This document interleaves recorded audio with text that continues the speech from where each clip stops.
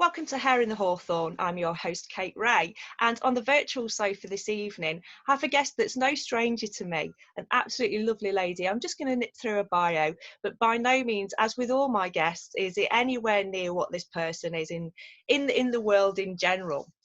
So she's a fairy and mermaid whisperer, and we're going to ask her about what that means because that's really intriguing. And she shares a love for the elementals through her work, but also her life, because I kind of know that fairies don't stop when the work stops for this lady. She's a Hay House author with oracle decks, messages from the mermaids and oracles of the fairies. She's been on radio and TV, including ITV's This Morning, which I caught snippets of, which was really good, and some of the behind scenes as well, which were even sweeter than the actual recording. She organises the Three Wishes Fairy Festival, which I've been to quite a few of. She's a columnist for Soul and Spirit magazine and the founder of Fae and Mermaid magazine. In her spare time, she sings, makes music and creates meditation CDs. Doesn't sound like she's got a lot of free time to me. She spreads her love and joy and shines in the world. So please welcome the fairy lady, Karen Kay. Hi, Karen, how are you doing? Hi Kate, I'm really well. Thank you for that lovely introduction. That's so lovely. No, that's great. I mean, I kind of it seems like eons ago, and I haven't been able to get to the sort of the festivals and stuff for quite a while, and I've missed that community and that vibe, and I was hoping this year to get back, but obviously not being able to do it. So hoping to get back on board with things next year, which will be great. I want to start off with. I said in the introduction that you're a fairy and mermaid whisperer. Now that's a lovely title. Can you talk us through what that means? Yeah, I can. And that, like, I haven't named myself that. I just want to put that out there. That happened when I went on This Morning. So I've been on This Morning twice now, or is it 3 times? I don't know. But once as in my fairy guise, because I released my my Oracle of the Fairies deck, and they named me the Faery Whisperer. And then I went on with my mermaid deck a year later, which was a couple of months ago, and they called me the Mermaid Whisperer. And I was like, well, I like that because it just kind of says what it does on the tin, kind of thing. And I've forgotten the question now. I've already digressed, haven't I? No, digress. That's fine. It's basically what is it to whisper to fairies? What is it to whisper to the mermaids? What does it mean? Yeah. Okay. So it's like, I mean, most people have heard of like horse whisperers and things like that. So it is like talking to these elementals, talking to the fairies, talking to the mermaids. I do also talk to unicorns and angels and other beings, but we'll stick with mermaids and fairies for the purpose of this interview. And it is about, it's not a one-way street. So it's not just me whispering, and it isn't actually physically whispering either, like not like that. It's like usually a telepathic connection. Mm-hmm. And if I want to reach out to them, then I would do so telepathically. And when they connect with me, usually it's just whenever they want to connect with me, and it will just be like kind of downloads, or again, it's like a telepathic voice, but it's not my own voice. And we all know the sound of our own internal dialogue. Very often it's a critical one, or it's, we know the sound of our own internal dialogue. But when the fairies or the mermaids come through, it's different. It's got a different quality. It comes with a different feeling. So that's what it is. I hope that explains it. Yeah, that's great. So do you have like an entourage of permanent beings sort of from the Fae realm around you, or is it or is it ones that sort of pop in the environments that you're in? How does that work? It feels like there's an army with me. Like, I feel like literally everywhere I go, even in the bathroom, I'm like, hey guys, get out. I just feel like everywhere I go, in my own home, when I'm outside, wherever I am, that I'm traveling with an army. That's what it feels like, of all beings, and not just limited to fairies. And the mermaid energy tends to come when I'm near the ocean. Mm-hmm. Because I live near the ocean, it comes to me while I'm here as well. In fact, this very seat is where I kind of, I don't like the word channeled, but I'm going to use that word. I channeled through my own filter the messages from the mermaid deck while I was sitting here, and actually also the fairy deck, but I've got a lot of nature outside, and the sea is just a 5-minute drive away, 10-minute walk, so it is very near. I'm in the awe of that energy. But yeah, there's always a load with me, like always, but sometimes different ones will come forward, a little bit like with clairvoyance, mediumship, you know, where there'll be a kind of queue of spirits and then one will step forward. It's very similar with especially with the fairy communication. So it's like there are loads of them there, too many that I can even count, but then occasionally if there's a specific message or a specific energy that wants to come through, then they'll come through. So do you experience them in the physical realm as well? Do you see, not with the mind's eye, but do you see fairies physically as well? I perceive them. I have had a couple of experiences where I've seen them kind of as you would expect them to appear, or, you know, we've all got our personal way of what we think fairies are going to look like. So, and I will elaborate on that in a moment, but I tend to hear them and feel them, but I also see them usually as points of light. So they'll be like, I could meet somebody and then they'll have a flash around them, and I know that that person is connected with fairies, whether they know it or not. And sometimes I'll say, oh, did you know, what do you feel about fairies? And they say, well, yeah, you know, and I can see the fairy energy there with them, but that manifests as points of light. And also I see angels as that light, but the lights are different. So for example, the angelic light would be slower, bigger, kind of golds and blues, pulsing energy. That's it's hard to describe it, what you think, but and the fairies are like darting tiny points of light, dancing around in really bright vivid colors like pinks and purples and greens and oranges, and just every color just dancing around. I have seen fairies in a what you'd say conventional format. That's a weird one, but I remember I was driving down the A30 once, and just to put this into perspective, like I'm teetotal, but not like, oh, I'm teetotal, I just literally forgot to have a drink for about 10-20 years or whatever.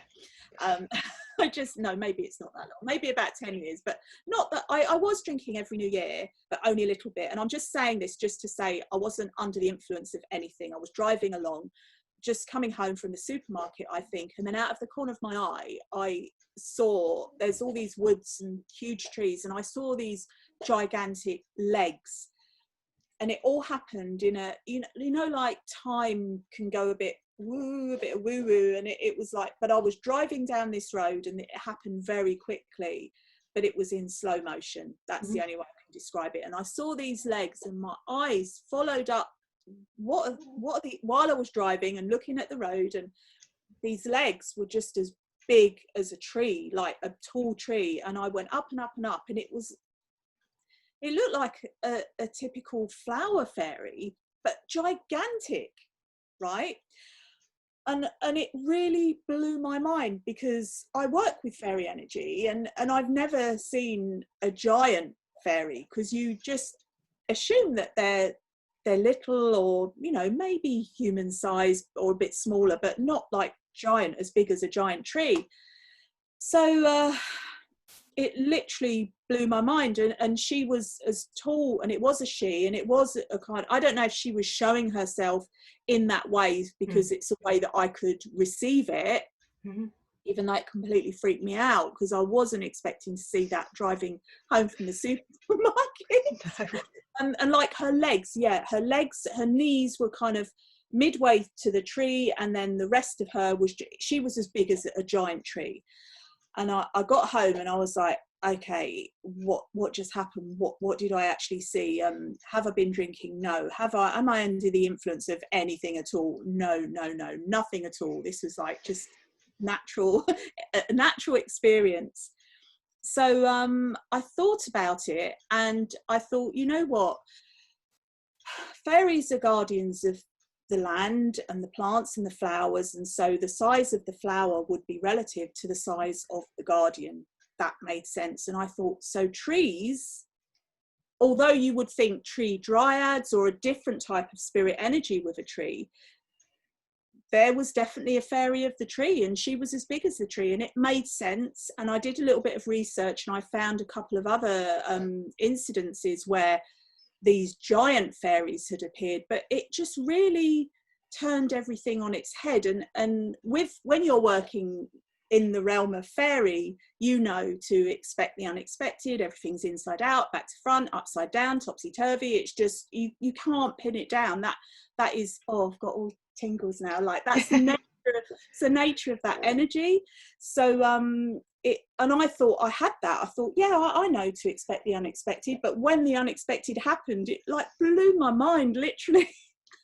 It's interesting that you said about it presented itself in a way, and this is something that runs concurrently through all kinds of fairy encounters, that people get the sense that they present in a way that A, is not going to be mistakable to you, and B, in a way that you can interpret into what they are.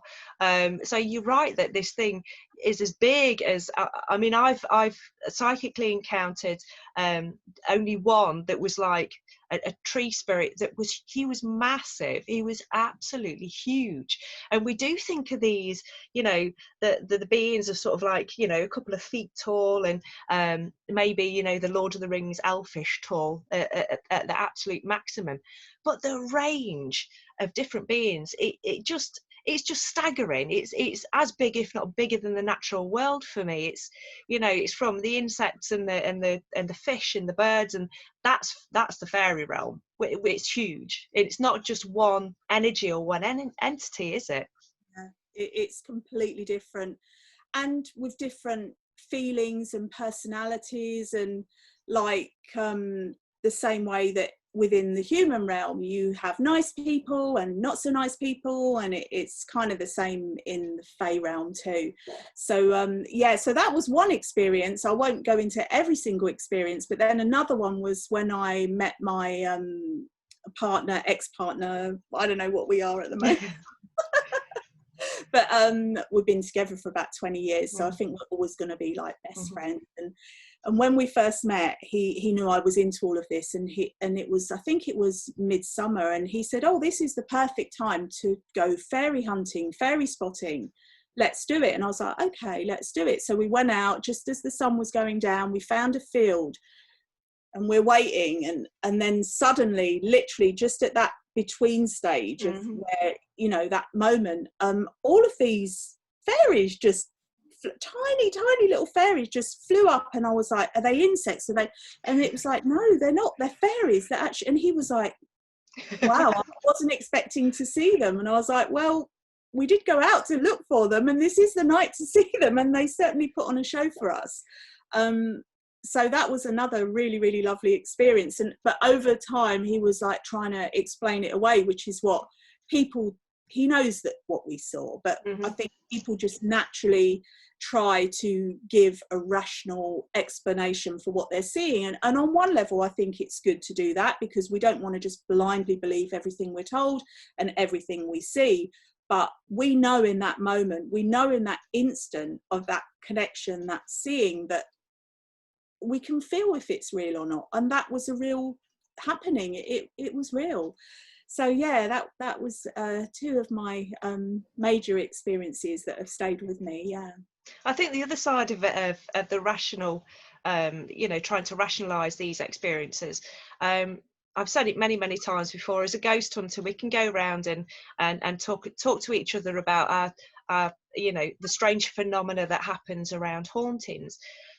You say anything about fairies, you know, even to people who are open and broad-minded within the paranormal community, and it is difficult for people to take, because they're so embedded in children's fairy stories and Disney and TV, and it's something that as an adult you're not expected to partake in anymore. It's something that you need to brush to one side. So when people do have these experiences, and especially those who are more level-headed, because I have come across people who've told me about their experiences who I mean, there was one guy who was an ex-fireman, and he was a fire chief, and he'd had an experience that scared the bejesus out of him in Sherwood Forest, and he was very tentative about telling me about it, and he really hadn't discussed it with anybody before. And it's almost a shame that Yeah. people feel about having these experiences, so we don't tend to discuss them in an everyday way. I'm sure you do. I know you do, because It's a different world though, isn't it, that I'm in? But yeah, it is like this exactly what you said. You know, fairies are for children. It's make believe. When you grow up, you grow out of all of that, and we're Disneyfied, and the Victorian kind of twee imagery of what fairies are as well. And I think I do believe, because also I'm one of my ancestors is Walter Delamere, who was a poet who wrote about fairies and witches and mermaids and everything. And he was, I don't think we were alive at the same time, but my uncle, my mum's brother, used to hang out with him.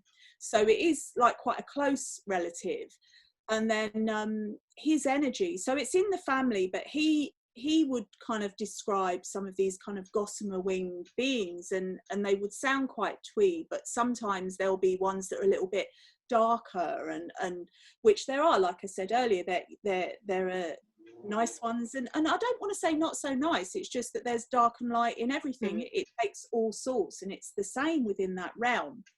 And also because the fairy realm is connected with the earth, it's kind of connected to the earth, then there are egos involved as well, not exactly the same egos as ours, but that type of thing. Whereas with the angelic, there's no ego, so it's a very different vibe that comes with them. And I've just completely gone off track again. No, you're fine. You're fine.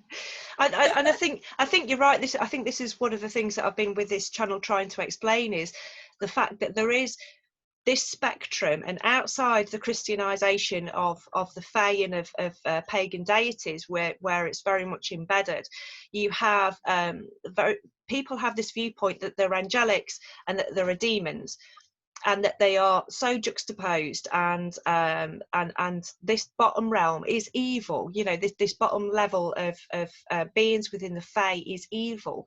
And I do try and explain to people that it's like calling a snake evil. A snake doesn't know it's a snake. A snake's just doing what it does. You know, it's not out there with any malice. And these beings I don't think, do you think they don't work in that ego level way that we do they?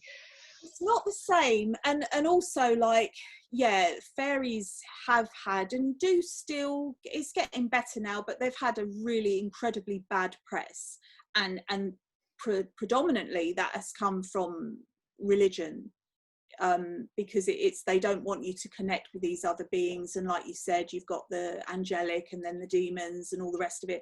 They're not fairies and not demons, they're a different being altogether.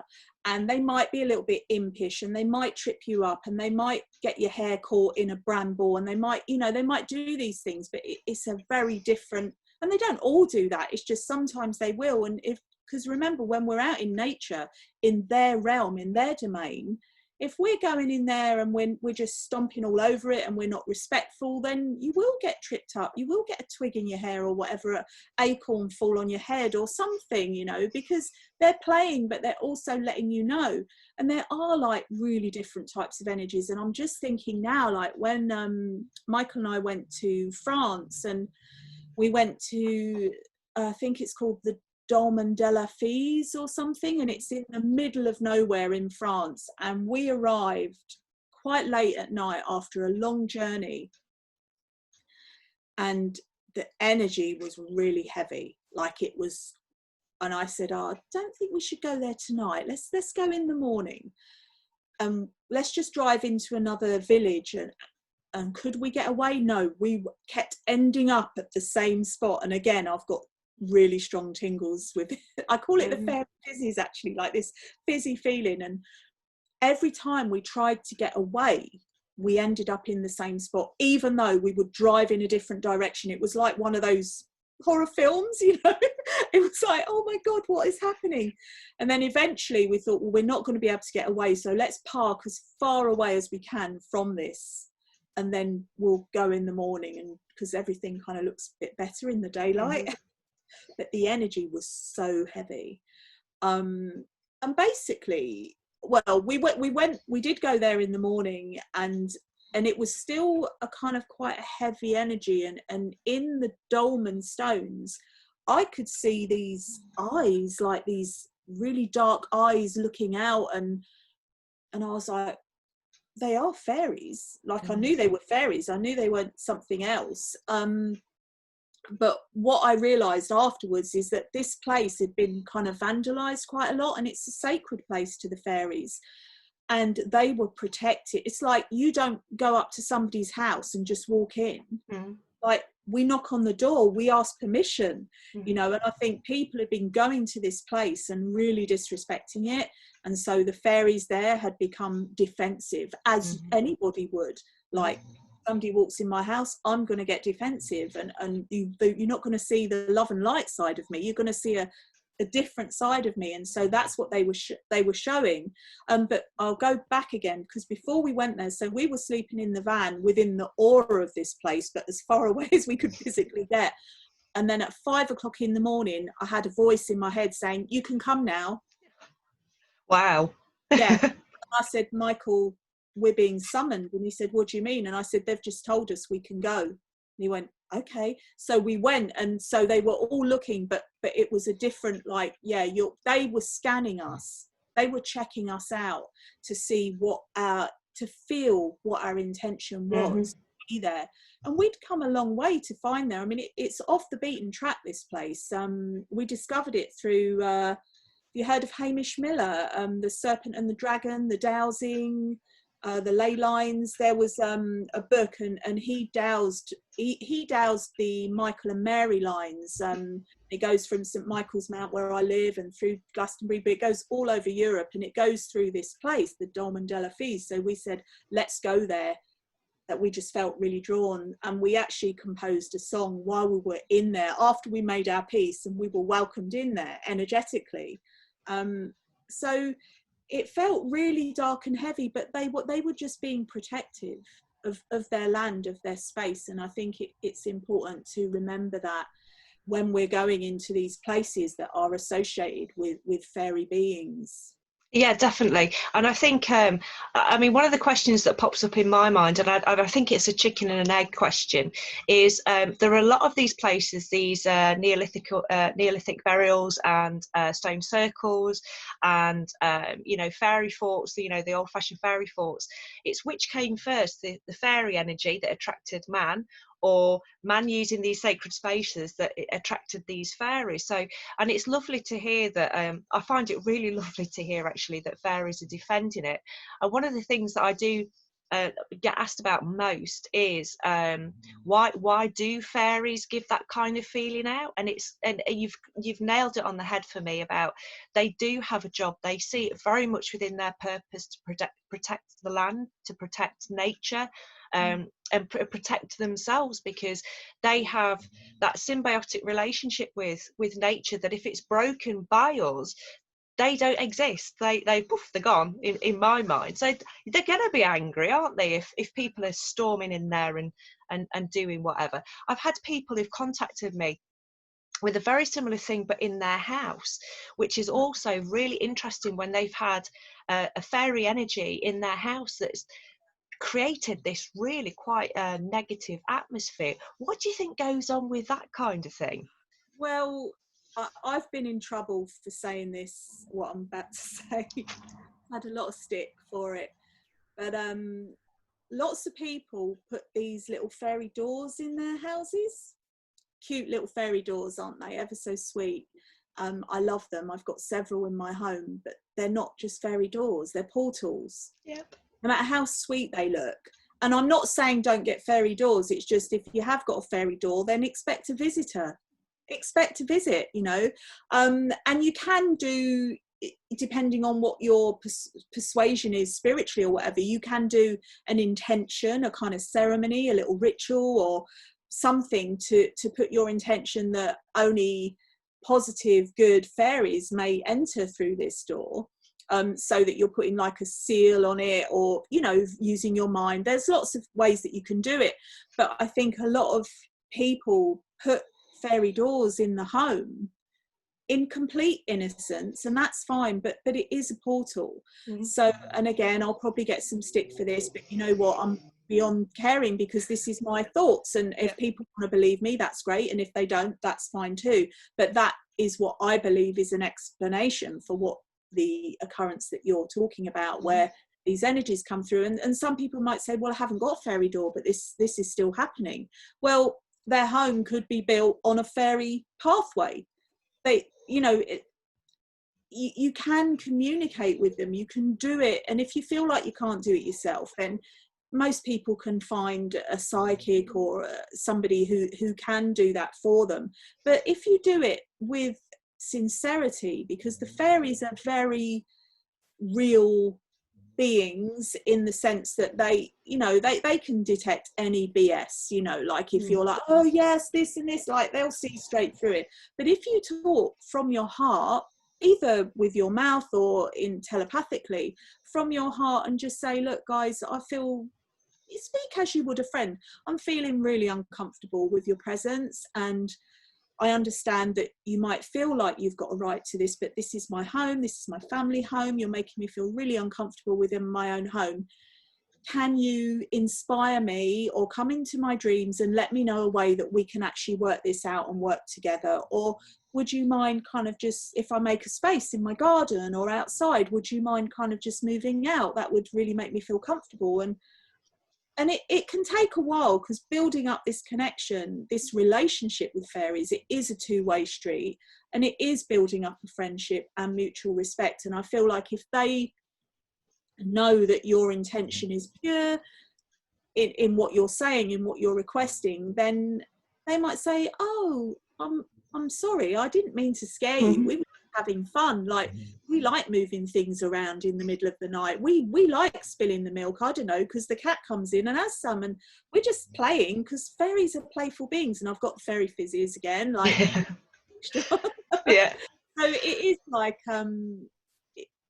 what we're perceiving as something that is perhaps harmful or scary or freaky can literally just be them playing. I'm totally on the same page with you, and I'd had a slightly similar conversation about you know, people having fairy shrines in their houses, and for me, unless you have a clear intent on who you're inviting in, you may as well open up your front door, stick your head out, and shout, "Does anybody want to come round for a glass of wine?" You don't know who you're going to get, do you? And that for me is, when you invite fairies in, be specific. You know, who you want and for what reason. And that's the other thing for me as well. If you're just going, I just want some fairies around, again, you're just opening yourself up to, well, we'll come in then, you know. But if you're saying, actually what I need right now is I need a fairy in the house to help lighten the energy, and be specific and say, that's who I'm inviting in, you put that specific invite out. That's how it should be. I just want to go back. Now, this is something that a lot of people who will look at this won't perhaps have come across before. You mentioned fairy pathways. Can you explain what a fairy pathway is for people? Okay, so right, the thing that's coming into my head is like elephant pathways for some reason, to describe it, like, and not just elephants, but cats as well, and creatures. I'll put it into some kind of perspective so people can kind of maybe get a grasp of it. So animals have their same pathways that they make. They're tried and tested, and they often go through generations actually, and they'll forge these pathways. And it's the same for fairies. Humans do it too very often. Like if I go for a walk, I'll often go the same way through the same paths, and it is the same for fairies. So bearing in mind that fairies were here long before we were, and then the houses were built. And you also hear this with Native American graveyards and things like this, where people build on top of them, and then there's these hauntings and things, not just Native American but normal graveyards. You know, they can be really old and you build over them, and then activity can happen, and it is the same. Like, so these fairy pathways, very often they're established routes that the fairies have been using for however long, and then humanity has come and built something over the top of it. And in I know in Ireland, and I think possibly in Norway too, there are places that really they'll make roads go around a whole different way, so as not to basically piss off the fairies. You don't want to do that, because it just isn't worth it. You know, they were here first. So yeah, I was talking about that with another guest from Ireland a couple of weeks ago, and he was saying the amount of hawthorn trees that you see, the road kind of veers round these hawthorn because they are fairy trees, you know. And the Irish are still very superstitious, and quite rightly so, about stuff like that, and especially in the Scandinavian countries. Definitely want to get out that way and have a look. I want to talk to you about it's been fantastic. We were kind of meandering, and I absolutely love it, but there are certain things that I just want to kind of check in on you with. How do you connect with the fairies, in a kind of a nutshell type of way, and how can other people start connecting with the fae? Yeah, okay, so for me, if I want to connect with the fairies, then I'll go into a kind of meditative, can't say that word, a quiet space. Yeah, that's the one. Perhaps put some nice gentle music on. I mean, this is if I'm indoors, so that you can obviously, I would always say, if you can get out into nature, then do it that way, because that is where they are. So I would say sit by a tree. You could say something really, really simple like, fairies, fairies, come to me as I sit beneath this tree. Something really simple. You can make up your own thing. The thing about fairies is it's all very creative and magical, and anything goes. So what I find is that I very often will come through with these rhymes. It seems to rhyme a lot, and very playful, and songs, and sometimes melodies will come through, and I'll just call out to them like I would a friend, because I've been doing it for so long now, so I can do it like that. But anybody can. It doesn't mean, it's not like snapping your fingers, say, right, fairies, come talk to me. Like, if they don't want to come, they won't come. And they will check you out first. Like, they'll always scan you. And I mean that when I say scan, it's like when you walk into a room and somebody's in the room and they're happy, you feel that vibe. When you walk into the room and there's somebody who's angry, you feel that vibe. So scanning is a similar thing. That's just to give it, you know, some perspective. So they'll know that you're there. They'll know if you're in their realm. If you're outside in nature, then they will know that you're there. So just, the thing is, try and sit and just be, ideally with no expectations, although obviously you are there because you want to connect with the fairies. And just put that thought out. And if you don't want to say it out loud, it's good, you can say it out loud, but you can also just say it in your mind and just say, you know, I'm here, fairies, and I would love to connect with you. And, you know, that we're not worshipping them, but we're respecting them because you're in their domain. And it is our domain too. You know, we're part of nature, so it's our domain too. It's about living harmoniously. So it's about reaching out to them in a natural way. It doesn't have to, I don't believe it has to be formal. I mean, there are other schools that would say do it in a different way, but this is just from my perspective, how I do it, how I work with them. And that's all I do. And then I wait for either feelings or signs, or usually something will happen that will let me know that they're there. And if I have like a specific thing that I need help with, then I will state what that is. And again, it is like, I might need to manifest something in the material world, and they are magical beings, but it's really important that you kind of don't ask for selfish reasons. That's what I've found. But I might need a car, or I might need something big to manifest, And no, I'm not going to wake up in the morning with car keys and a car outside, but what I might get is an idea that will enable me to be creative and manifest. It's like a two-way street, so they can inspire us and help open fairy doors where there were no doors, and I mean metaphorically. So sometimes you can think, oh, well, how am I going to do this? How am I going to cope with this problem that I can't rationally, physically find any way out of this? But when you're working with the fairies, they can just make things happen because they are magical. But it isn't like they just wave a wand and it's there. It's like they'll wave their metaphorical wand and inspire you, or just put people in your path, and so that you can, what does that make sense? Totally, I totally agree with you as well. And I was going to tack onto that before you went into it, which was beautiful. I was going to ask you, why do we work with the fairies? But that summed it up beautifully, that we work with the fairies to help us concentrate and manifest positivity within our lives. Just on a side question, and I don't know the answer to this, but what do the fairies get out of helping us? What do they get out of working with us in such circumstances? That's a good question. And before I answer that, I just want to go back to say also we can work with fairies for environmental reasons. So, for example, if there's something going on with, like a forest is going to be cut down, or, very often in this day and age, in their wisdom, these authorities decide to cut down really old trees and things like that, so we can get them to help. It's not always about things that we want, but it's about things for the benefit of nature, which they are more likely to come in and really pull the big guns out with that. What do they get out of it? Well, if you respect and love nature, then that is a big win for them, because so many people don't, unfortunately.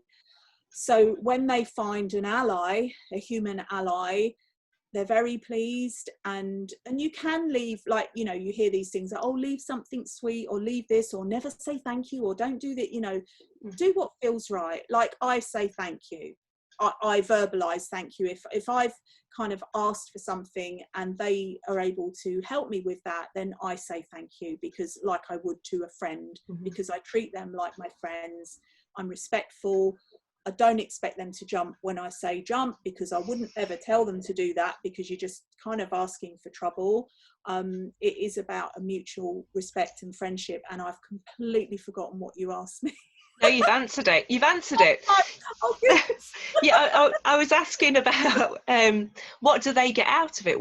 And it is, I think friendship it nails it, doesn't it? That you don't ask what your friend gets out of having a relationship with you. Well, I certainly don't question it, and think, well, what do they get out of having a relationship with me? It just is, isn't it? It is without question, and that's it's really good. I want to chat with you about the oracle cards, and particularly the fairy oracle, and that is one way that people can get themselves into that zone of meditative zone when they're trying to focus on the fae.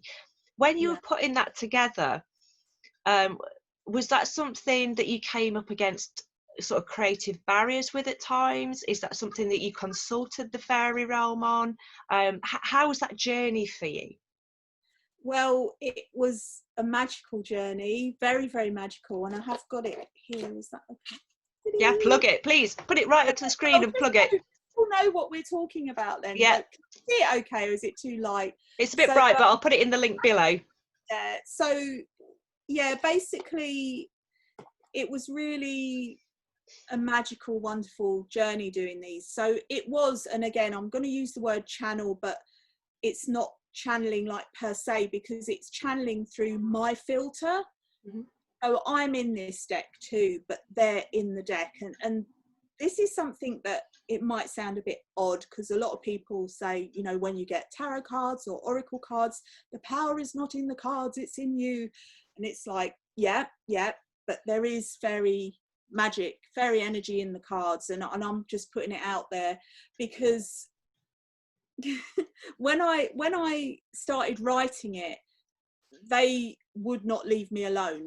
Like I said, like, they come forward in different personalities, with different feelings, with different energies, and these are all the energies that wanted to come through the cards. And for example, like one night I was working on the deck, and I preferred, sometimes I worked in the day, but a lot of the time I work in the night because the energy just feels more quiet, and I don't know, just the vibe. Mm-hmm.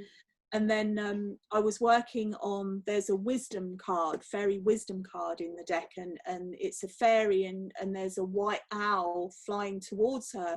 And as I was working on that card, I heard the owl outside, and I don't hear the owl every night. Like if I did, it'd be like, oh yeah, there's the owl. But it was like, oh, like I'm looking at a picture of the fairy and I'm working on this card and there's the owl. And it was all like, whoa, it was quite a magical thing. And then this kind of feeling and words were coming into me that I interpreted and put down, and that kind of happened with most of the cards. So not the owl every time, but like the words and the feeling and the vibe was just coming through with it. That's the only way I can describe it, and it feels like it was a team effort. It doesn't feel like it was all me, and it doesn't feel like it was all them, but there's a lot of them in it. And also, just kind of digressing a little bit, I was invited to write an oracle deck with, I'll say she who should not be named. I'm so glad. Please mention about this. You know, this is a fascinating. You're all good for me with this one. So yeah, we were friends. A lady called Doreen Virtue, who's helped me a lot in my life, and she's literally saved my life, and I have respect for the friendship that we had. And we were working on this deck together while she was going through her change of spiritual path. And so I channeled this deck.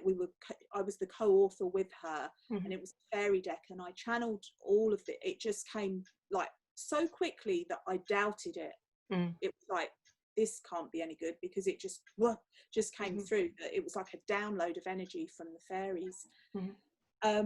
But unfortunately, fortunately for her, you know, she's happy, but for me, like, the whole direction of the deck changed, and all the fairy energy the words were extracted, and so it got to the point where it was no longer my work, it was no longer the fairies' work. So I took my name off of that deck, and it was really hard for me, because being invited at that time, you know, Doreen was like one of the biggest kind of people in the world in that realm. To be invited to do a deck was like not just an honor, but it was like a dream come true. It was like, wow, this is incredible. And so I lost a lot of sleep, as I could see that the energy, she was going in a different direction, and we're all entitled to do that.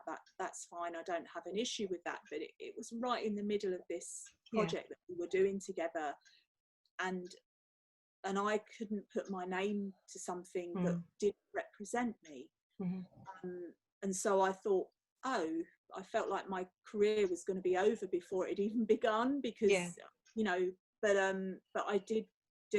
I just got such a strong feeling. I was like, I can't do this. And I phoned her up and I just said, I can't have my name on the deck. And she said, that's okay, we're literally just going to print. And then my name just got taken off. So it was really hard. I had to let go of it. I didn't know that I'd ever have another opportunity, but I started working on another deck, because I knew that there was this fairy deck in me that needed to come out.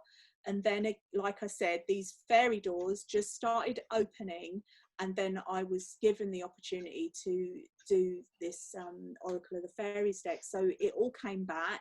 I had to let go of it. I had no idea. Like I said, I thought my career was going to be over before it had really begun within the author world.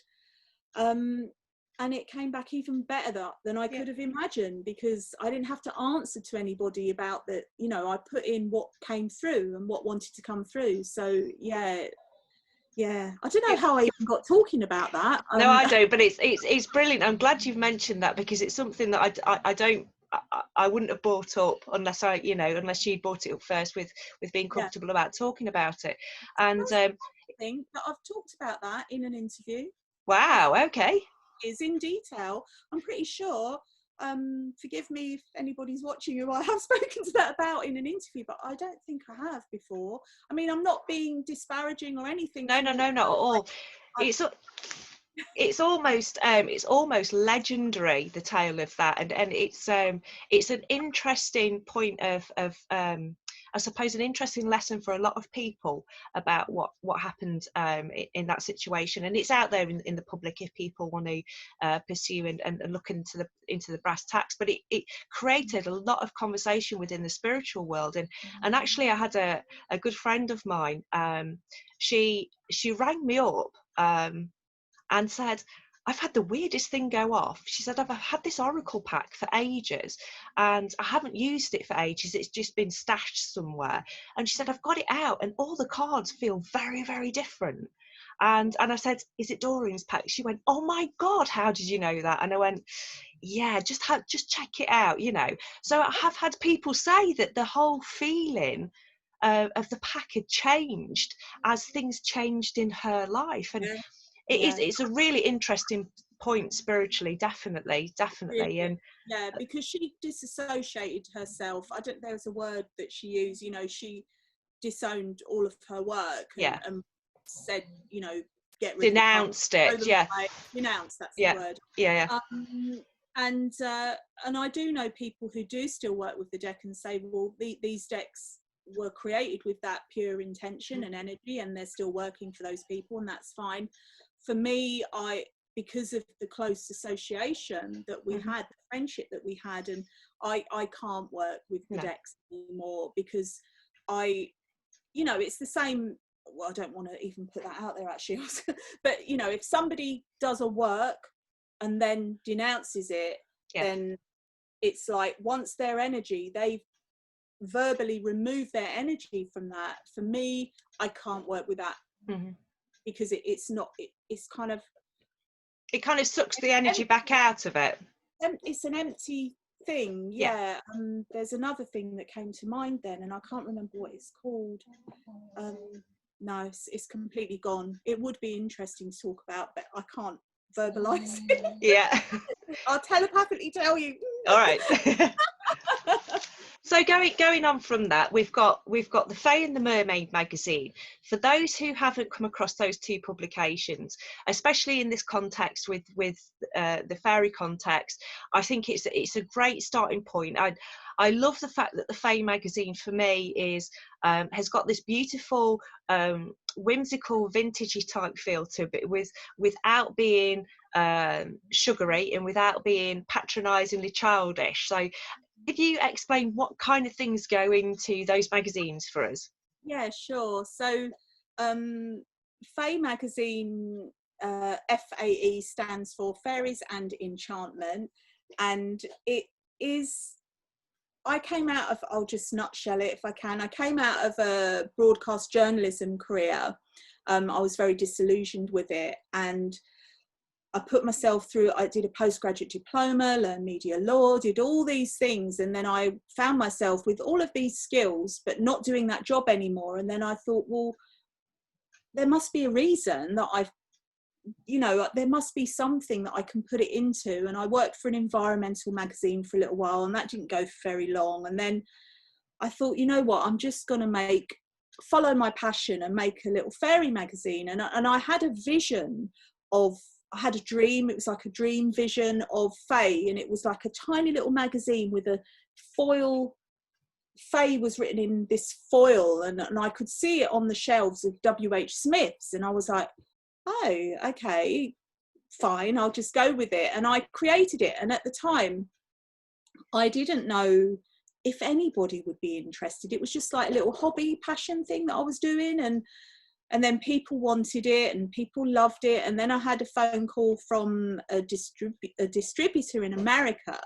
and I thought they were joking. And I think I ignored their emails as well, because I just thought they were winding me up. And then I think eventually they phoned me and said, have you been getting the emails? And I'm like, yeah. And they said, well, we want to distribute your magazine in America. I'm like, oh, is that real? And they're like, yeah. I'm like, oh, okay. And it was like I was saying about fairy doors just opening out of nowhere, this is what was happening. So with a lot of the stuff that's happened with Fae magazine, I do work really hard on the magazine, but the way it's kind of going out, it's like it's just all happening magically, which is perfect for that type of magazine. And so it's like, I call it a fairy lifestyle magazine. It's, children can read it, but it's aimed at adults. I don't generally, as a rule, have pictures of children in it, like dressed as fairies. Occasionally there'll be the odd one if it's relative to a story, or the mum's in there or something like this, but generally it's adult based. So you'll have like fae fashion, which is, well, what is that? You know, it could be the wings, it could be everything, or it could be, what do people that are into fairies wear in their everyday life, or if they're going to a fairy ball or a fairy festival. And there's all of these wonderful creatives that have started up their businesses within the community, who serve the community, and it's really lovely. And then it could be like folklore, or just poetry, stories, anything to do with the Fae realm. And there really is there's no limit to what can go in the magazine. And there are regular columnists and stuff, but it is quite a fluid thing. And the one that I'm working on now, which seems to have been taken forever because of all the lockdown thing, and all the distribution closed down and the printers closed down for a while, but it's almost going to print now, which I'm really excited about. We're doing a Cottingley Fairies edition, a special edition. And during the lockdown, it was a way of really engaging people's creativity and bringing something lovely in.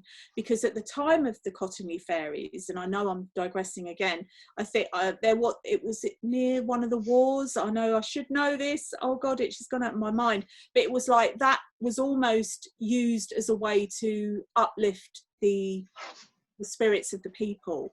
And so I felt a really strong energy coming in to do a similar thing. And it's like, well, it's creative and everyone can get involved. Everyone can do their interpretation, and let's make this about the readers. So this issue is full of a lot of really good creative input from the readers and their interpretation of the Cottingley Fairies, which is it is one of the most magical issues that I've done, I think, and I've been doing it since 2017, so it's been going a long time. But this issue has a different touch of magic with it. And also another reason why it's been a little bit more delayed is because I've actually been talking with one of the daughters of one of the girls who was you know, the Cottingley Fairy girls. So, and I think she's 97 or 98. So, Wow. So there's been a lot of toing and froing with the emails and stuff, and she's written something for the magazine. And also, which I didn't know when I started this whole thing, it's the centenary of the Cottingley Fairies this year. And again, I didn't consciously know that. So it's like it's all lining up. And this issue, again, has happened really magically. And I connected with somebody, I don't know how that happened, who is making a new film about it as well, and all these things. So it's really, I wish I had more pages. That's not a wish, fairies, a wish. You've done it now. You've done it. See, the thing is, I can get more pages, but on a practical level, once you put more pages, the postage goes up, and when you're sending it all around the world, it can make it not really cost effective for people. And it is a digital magazine as well, so people can download it on the app. But Fae is all about the artwork, and there's what I didn't mention before that's in it as well is a lot of fairy artwork and imagery. It's very visual, it's very creative, and you want to hold that, you want to really look at it, and you don't get that same feeling when you're looking at it on your phone or your laptop. And it's collected as well, so people don't just throw these magazines away, they save them. And some people have got the whole collection, like even I don't have the whole collection of my own magazine. It's absolutely beautiful. And you were saying about, you know, the Cottingley Fairies and how the synchronicities have lined up for you with that one, and you're right, you know, in periods of wartime people do turn to sort of spirituality and you know, for some bizarre reason, away from the sort of mainstream spiritual pathways. And I've spoken about this quite a few times, that there seems to have been a massive surge of people creating fairy doors in forests over the C-19 lockdown period. You know, I was going around random woods, and I don't mean just one or two, I mean places littered with them. So people were turning to that kind of the realm where it's lighter and brighter and more enchanting, because, you know, people were really struggling on a mental level, especially in the beginning when we didn't know what was going off. And it's beautiful that connection's made with the magazine as well, that you know, in times of struggle, that people still have the ability to be able to believe and manifest in magic when we need it the most. It's a really lovely thing. And believing in magic, just that leads me on to talking to you about 3 wishes. I didn't when I first discovered 3 wishes, I don't know even how long ago it was now. I was a lot younger. Let's just put it that way. I think I went to the last one that was at the lake. Colliford Lake. Yes, that was the first one that I ever went to. It was the very last one that was there before it moved. And I mean, I'd always been into fairies, and as you can see behind me, it's the Froud that was my big pull from being a young kid. And then I rocked up in this sort of half wooded place near this magical lake, and you know, with moorland around it. And driving onto site, I was like, oh my God, I'm home. You know, there were people with ears and wings and whatever. I mean, explain to us about 3 wishes. What the big 3 wishes? Because there's lots of little, you have the fairy things that go off in Glastonbury as well, but it's specifically 3 wishes. Explain that to us. That's like my fairy baby, really. And again, the way that happened was really magical, and I was guided to do this festival, inspired by the fairies to do it, and I was like, okay, and it was almost like really bossy, like it must be at the time of midsummer, and I'm like, okay, and I was like, okay, I'm just going to go with this, and I was like, okay, I'll do it if you can help me to make it happen. And I'd done a little bit of organising in the past I helped somebody do a festival, but it wasn't like a festival, so I didn't really know what I was doing. And then this fairy door opened, and I ended up meeting this guy who owned the land at Colliford Lake, and I told him what my idea and my vision was, and he was like, yeah, okay, let's do it. And afterward, and he ended up being our manager, because we're up to a festival manager, I mean, because we're up to, this would have been the 14th year this year. No. Yeah, the 14th year. So, which is crazy, but obviously we couldn't do it for whatever reason, you know, that's going on. And he told me afterwards, he said, you just seemed like a lovely, crazy lady, and I thought, you know, it seems like it will be a fun thing to do. So the fact that he said yes to me, and then we worked together, and he opened up his land, and that land, as you know, was perfect for it, but we outgrew it very quickly. It had quite a small capacity, and as we grew, we outgrew that, and then we moved to Mount Edgecombe. But it was so when I got this inspiration to do the festival, I was like, okay, you've got to help me do it. I'll do it, but you've got to help me.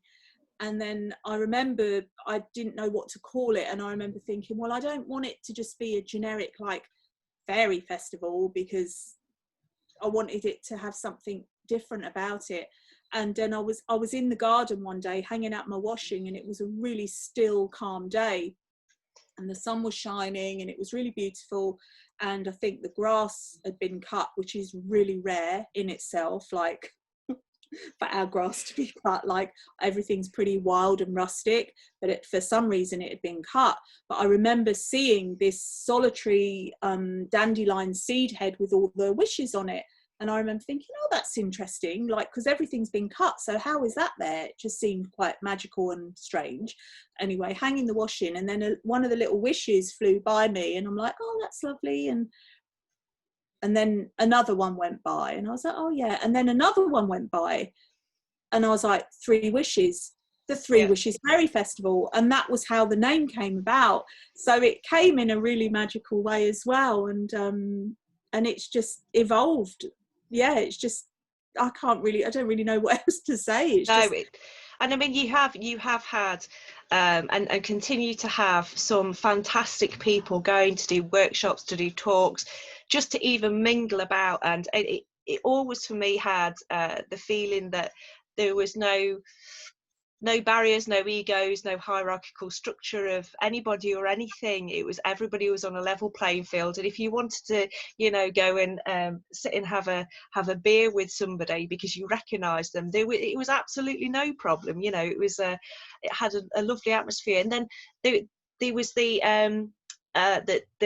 markets that go off in Glastonbury. So you have the fairy markets and the fairy balls as well, and they sell out super quick. I kind of sometimes, if I think, oh, I can actually get to Glastonbury, I will check it out and see, and it's like gone. Tickets have gone for the ball, but you can actually go around the market, can't you, without admission, without having to pay an admission. And that is really important to me. So yeah, the format of, because people were saying, first of all, like, it's great, 3 Wishes Fairy Festival is great, but it's once a year, like, we need to gather more than this. So it's like, okay, let's do a little experiment. And I think I did the first one in Penzance. It was 1 day and 1 night. Was it a fairy day and night of fairy delight or something like that? And it was just the market in the day and the ball in the evening. And then we kind of outgrew that as well, so we wanted to go more central and find somewhere else, and Glastonbury felt like the natural right place to do it. And it was always really, and still is really, important to me to have the market as a free, like a platform for people who might be watching this and think, well, this fairy stuff sounds interesting, I'd really like to check it out, but I don't want to pay. I just want to see it, you know. And that's those people who have that genuine curiosity. I want them to just be able to walk in off the street into the event and see and feel what goes on, so they can tick that box. And very often most people that do that end up coming back again, and the next time they'll have little ears on, or maybe not, or a bit of face paint, or, you know, their clothing might change a little bit. It has this lovely influence. And it's not saying, I don't, because I know some people would be frightened by that, like, I don't want to wear fairies. You don't have to, it's not obligatory, but you can kind of feel the vibe of it when you're there. And I always, obviously I've got to work with the authorities, the council and stuff, so, but I always want to make that platform a free entry in the daytime, and then the evening is a paid ball, because I've got to pay bands, hiring the equipment and security and all the rest of it. In the evening we have the party, the fairy ball, which, like you say, it always sells out, and we could fill that hall twice easily. Yeah, definitely. I mean, with the market as well, the market traders are super high end. This isn't sort of a general sort of market. These market. No, not all. That, you know, that these are artisans and artists that sell at this market. So it's the top end, and some brilliant people will go there. And again, it's one of those places that's super friendly. And again, with the ball, you know, people do go all out with their costumes and how they dress up, but it's not like you know, nobody would think twice if somebody turned up and they didn't do that, because it's about the atmosphere and about gathering. That's how I always felt about the fairy festival in general that you put on, that it's anything goes, you know. And I saw people transform over a weekend. I don't know whether you can, I'm digressing now, but there was a lovely chap who was a St John's ambulance, and he went from very, very shy at the start of the weekend to wearing a tutu and ears over his uniform, yeah, and he was a lovely chap, and he was just like so happy by the end of it that he'd come out as this fairy. He was brilliant. It was such a lovely thing, and it has got the capacity to do that, to be like, you know what, anything goes as long as it's with peace in your heart, and Yeah, with joy and happiness, and anything kind of anything goes. Definitely, it's a lovely atmosphere. And you also did a tester one last year at Avebury, and I had the chance to go for one day on that, and I think, did it rain? It was horrible on the Sunday weather wise. yeah, the weather, but luckily we were in we did that in collaboration with the hen shop at Glastonbury, and they've got this kind of secret garden at the back, and so we had, it was small scale compared to, you know, the Glastonbury event, so there were less stalls, but I was really selective over the stalls that could come in, and we had some stalls at the front as well, and then we had workshops upstairs, and the Frouds, Brian and Wendy did a workshop. I did my first Fairy Oracle workshop there, actually, where I released my cards, and Armorel did a workshop, Yes. Armorel Hamilton, and then, like you say, the Sunday the heavens opened, so we moved the stalls indoors. Good. And we didn't have workshops scheduled for the Sunday anyway, so it actually all worked out really well. And then of course you've got all those wonderful Avebury stones around, so people could literally just wander around and do that, so it did work out well. And we were really, I mean, it would have been this weekend, I think. I know Yeah, massive, it's but it's so again, sad. I mean, I sat for quite a while in one of the smaller stone circles, and it was just so lovely just watching people flitting past with wings on, and it was yeah, like how it should be. It yeah, was brilliant, absolutely brilliant. So yeah. I think, other than I did want to talk to you about your early experiences, but I don't think we're going to have time, because I kind of want you to do your whole I call it the shameless plug bit, but it's not a shameless plug. It's your chance to sort of get out there. What's your future plans? Where are you thinking about? Where's things going to lead, do you think? Right. Well, it's interesting because with everything that's happening, I mean, I am foreseeing, I want to say normality, but nothing's ever normal in the fairy world, but people gathering again, like physically gathering, none of this anti-social distancing malarkey.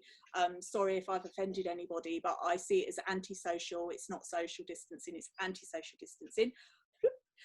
So where people can gather again and hug and drink together and just have fun and dance and live music and just really get back to that. I'm hoping, wishing, praying, everything that will resume next year. I am kind of doing more stuff online now, so I've been doing fairy oracle readings and mermaid oracle readings online. That's something, because people have been approaching me because they've been feeling down and depressed and wanting this upliftment. So that's something I thought, well, I've got this skill. I can't do it in person at the moment, but I can do it online. So I've been doing those. I have been doing some online workshops, and I'm planning to do something online with other people. I'm working on some more oracle cards as well, and I've been writing a little book as well. And I mean, there's no time limit on these. Like, I'm just flowing with it and enjoying it really. But my main mission is to get this next magazine out, really, and do some more music as well, because Michael Tingle, who's the producer and he's a Celtic artist, we've made some amazing albums together, even if I do say so myself, but other people say so too, so I feel like I can say that. You know, going to do some more music, and yeah, I think that's all. And I write for, as you said at the beginning, Soul and Spirit magazine, so I do that every month as well. So I'm always doing something. I haven't stopped, literally, but because my work is my joy, it doesn't feel like a chore. That's brilliant. And last but not least, where can people find you? What social media platforms? I will again put the links down below to those. But if you can let people know where they can find you. Yeah, okay, so I've got my website, which is karenkay.co.uk, and you'll find all the links on there. But I'm quite active on Instagram, and it's just Karen Kay Fairy. in fact, it's Karen Kay Fairy everywhere. So it's Karen Kay Fairy on Instagram, Facebook, Twitter, YouTube. I've got a YouTube channel as well where I do, very often I'll go out into nature and I'll do readings, or I've got a little cabin in my garden and I'll do oracle readings there. I don't do like daily religious readings or anything like that. It just is when I feel it, I do it because it feels better that way. So yeah, I'm out there, or people can find me definitely. Yeah, I think you're easy enough to find. You know, you put fairy, 3 wishes, Karen Kay Fairy, and you're kind of there, and it'll be up on the top of the search engines. Definitely. I want to thank you so much for your time. I know you're super busy with things, and it's an absolute pleasure to catch up with you, because it's been quite a while, I think, since I mean, I tried to sort of catch you on the run at Avebury, but it was super busy. It was nice to see. It was really lovely to see people milling around, and yeah, and hopefully, fingers crossed, next year we can get those gatherings back together again, get the tribes back together, and I think, yeah, definitely need it, and I think strength in numbers is going to be the one. You know, pulling together and getting some joy back into the world is the order of the day. But thank you so much for your time, Karen. It's been an absolute pleasure, and I'm sure I'll speak to you soon. Yeah, thank you so much. Thank you.